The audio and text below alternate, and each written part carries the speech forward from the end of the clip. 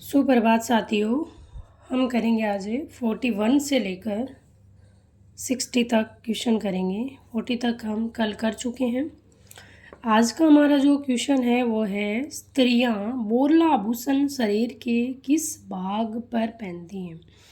तो सरल सा क्वेश्चन है। सिर में पहनती है बोरिया, बोरला और रखड़ी, जो होता है आपके महिलाओं के सिर में पहनने वाले आभूषण है। 42 नंबर का क्वेश्चन है वो है बनास नदी का उद्गम स्थल पूछा है। तो बनास नदी आपकी खमनोर की पहाड़ियों से निकलती है। और ये जिला पूछे तो राजसमंद जिला, खमनोर की पहाड़ियाँ। बनास नदी का आपका उपनाम पूछे तो इसे कहते हैं वन की आशा के नाम से जाना जाता है। और बनास नदी आपकी चंबल की प्रमुख सहायक नदियों में स्थान रखती है। तो बनास किसकी सहायक है? बनास का उद्गम स्थल खमनोर की पहाड़ियाँ, राजसमंद जिला, और इसको वन की आशा के नाम से जाना जाता है। अगला क्वेश्चन है 43 नंबर का। बरखान है तो ये रेत के टीले हैं। बरखान क्या है? तो आपके रेत के टीले हैं। 44 नंबर का क्वेश्चन है हमारा रखड़ी और टोंटी है। रखड़ी और टोंटी क्या है? तो ऊपर यहाँ पर प्रश्न पूछा था 41 का ये वाला कि स्त्रियां बोरला आभूषण शरीर के किस भाग पर पहनती हैं। तो एक ही प्रश्न में, एक ही पेपर में 2 प्रश्न पूछना प्रासंगिकता नहीं है। बोर्ड को शायद यही प्रश्न मिला होगा और मिला नहीं होगा, यहाँ कुछ और पूछ सकते थे। एक ही पेपर में 2 क्वेश्चन रखड़ी और बोरले के पूछ रहे हैं। रखड़ी और टोंटी है महिलाओं के गहने हैं। रखड़ी महिलाओं के सिर में पहनी जाती है और जो आपकी टोंटी है वो कान में पहना जाने वाला आभूषण है।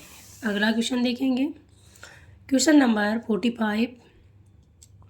निम्नलिखित में से किस सभ्यता को धूलकोट कहते हैं? तो ये आपका आंसर होगा आड़। आड़ सभ्यता को धूलकोट, ताम्रवती नगरी और आपका आघाटपुर भी कहते हैं। आड़ सभ्यता आपकी राजस्थान के उदयपुर जिले में स्थित है। आगे चलेंगे हम। Question number 46। मेजा बांध बनाया गया है। तो यहाँ पर आपको मेज नदी दे रखा है तो आप कंफ्यूज हो सकते हैं। चंबल नदी पर, कोठारी नदी पर और बनास नदी पर। मेजा बांध आपका कोठारी नदी पर बनाया गया है और ये राजस्थान के भीलवाड़ा जिले में बना एक प्रमुख बांध है जो भीलवाड़ा को पेयजल की आपूर्ति करता है। कोठारी नदी, मेजा बांध, भीलवाड़ा जिला। आगे चलते हैं 47 नंबर का क्वेश्चन। कंवर सेन द्वारा राजस्थान नहर की शुरुआत की गई। ये आपका की गई थी 1948 में की गई थी। इसको वर्तमान में इंदिरा गांधी नहर के नाम से जाना जाता है। 48 नंबर का क्वेश्चन है गणेश्वर संस्कृति का महत्वपूर्ण स्थल है। तो ये ताम्रयुगीन का है, पुरापाषाण का है, नवपाषाण का है, मध्यपाषाण का है। तो ये आपका गणेश्वर सभ्यता सीकर जिले में स्थित है और ये आपका ताम्रयुगीन संस्कृति का महत्वपूर्ण स्थल है। 49 नंबर का क्वेश्चन आपका है वो है बीकानेर के निकट समरास्थल को किस लोक देवता ने अपना कर्म स्थल बनाया था? तो ये आपका जाम्बूजी लोक देवता, पाबूजी, जाम्बूजी, गोगाजी, धन्नाजी। तो इसका आपका आंसर होगा जाम्बूजी ने। अगला क्वेश्चन है 50 नंबर का क्वेश्चन हमारा वो है राजस्थान में प्रथम जेंडर बजट वर्ष किस वर्ष में प्रस्तुत किया गया? तो आपका जेंडर बजट अलग से किस वर्ष में प्रस्तुत किया गया? तो ये आपका किया गया 2012-13, 21-22, 14-15, 17-18। तो इसमें आपका आंसर होगा ए 12-13 में। आपसे फिर पूछा जा सकता है कि राजस्थान में प्रथम जेंडर बजट कब प्रस्तुत किया गया? तो ये आपका किया गया 12-13 में। आगे देखेंगे 51 था शायद। हाँ, ये जेंडर बजट वाला आपका था 51। और अब देखेंगे 52 नंबर का क्वेश्चन आगे देखेंगे। राजस्थान में पुरातत्व एवं संग्रहालय विभाग का गठन कब किया गया? तो इस पेपर में 3 से 4 क्वेश्चन पुराने पूछे गए हैं।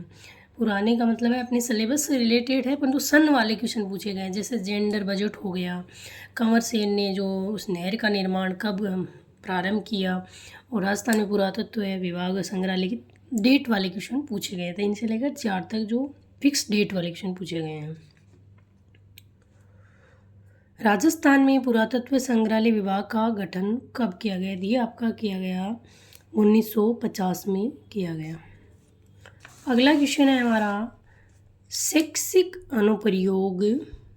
शैक्षिक अनुप्रयोग में विषय वस्तु को किस प्रकार की होनी चाहिए? शैक्षिक अनुप्रयोग में विषय वस्तु किस प्रकार की होनी चाहिए? सरल से जटिल, निउद्देश्य, जटिल से सरल, सीखने में अधिक समय लगाने वाली। तो ये आपकी होनी चाहिए सरल से जटिल।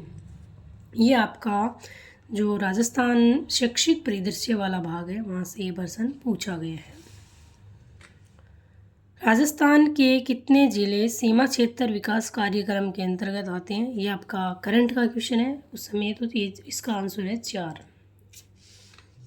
करंट के क्वेश्चन किस प्रकार के पूछे गए थे इसमें हम साथ में देखते हुए चलेंगे।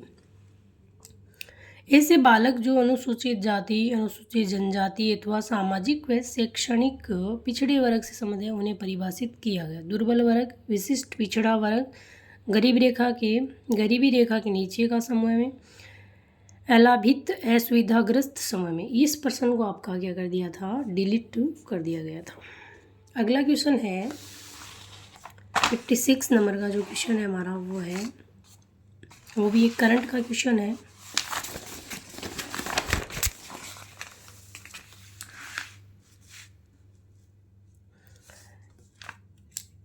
राज्य के युवाओं को रोजगार प्रदान करने के प्रयास में राजस्थान सरकार द्वारा आयोजित मेगा जॉब 4 और 5 जनवरी 2023 को आयोजित किया गया। इसका आंसर आपका उदयपुर होगा, पर ये पुराना प्रश्न है, तो इस प्रकार के प्रश्न जो राजस्थान में है करंट में रीट में पूछे जाएंगे। 2 प्रश्न आ चुके हैं हमारे करंट के, ये दूसरा प्रश्न है। एक तो आया था राजस्थान के कितने जिला सीमा क्षेत्र विकास कार्यक्रम के अंदर आते हैं? तो इस प्रकार के कोई कार्यक्रम राजस्थान सरकार के चल रहे हैं। ये मेगा जॉब फेयर, कोई मेले प्रदर्शनियाँ लग रही है, राज्य सरकार जिनका उद्घाटन कर रही है, तो इस प्रकार के प्रश्न आपके पूछे गए हैं। अगला प्रश्न है राजस्थान के खिलाड़ी धनंजय दर्जी जो हाल ही में खबरों में थे, किस खेल से संबंधित है? तो खिलाड़ी वाला टॉपिक आपके सिलेबस में मेंशन है, विशेष रूप से लिखे हैं खिलाड़ी। करंट जो लिखा है उसमें खिलाड़ी विशेष रूप से लिखा गया है। तो ये तो आपके फुटबॉल से संबंधित हैं। तो खिलाड़ियों से किस प्रकार के प्रश्न पूछे जाते हैं कि खिलाड़ी का नाम दे के पूछा है कि वो कौन से खेल से संबंधित है। अगला क्वेश्चन है सरसों अनुसंधान निदेशालय स्थित है। तो ये आपका है अनुसंधान केंद्र वाले टॉपिक से प्रश्न आया है। ये आपका है जयपुर में, अजमेर में, अलवर में, भरतपुर में। तो ये इसका आंसर आपका होगा भरतपुर में। ये आपका सरसों अनुसंधान निदेशालय स्थित है, या सरसों अनुसंधान निदेशालय और सरसों अनुसंधान केंद्र दोनों ही भरतपुर में स्थित है। अगला क्वेश्चन है 59 नंबर का, वो है एशिया का सबसे बड़ा कृषि फार्म राजस्थान के निम्नलिखित में किस स्थान पर स्थित है? तबीजी अजमेर, दुर्गापुरा जयपुर, सूरतगढ़ गंगानगर, जेतसर गंगानगर। तो ये आपका आंसर होगा सी, सूरतगढ़ गंगानगर। अगला क्वेश्चन है समग्र शिक्षा अभियान के अंतर्गत खंड स्तर का सर्वोच्च पदाधिकारी कौन होता है? PO, ADO, BO, CBO. तो आपका आंसर होगा इसमें सीबीओ। जो समग्र शिक्षा अभियान के अंतर्गत खंड स्तर का सर्वोच्च पदाधिकारी आपका सीबीओ होता है। तो ये थे हमारे 60 तक क्वेश्चन। कल हम करेंगे 61 से लेकर 80 तक के क्वेश्चन, और फिर आगे हम इस प्रकार 20-20 करके क्वेश्चन करेंगे। ये हमारा पेपर कोड 136 का पेपर, जिसमें हम 60 क्वेश्चन तक आज कर लिए हैं। पढ़ते रहिए, स्वस्थ रहिए, मस्त रहिए। जय हिंद, जय भारत।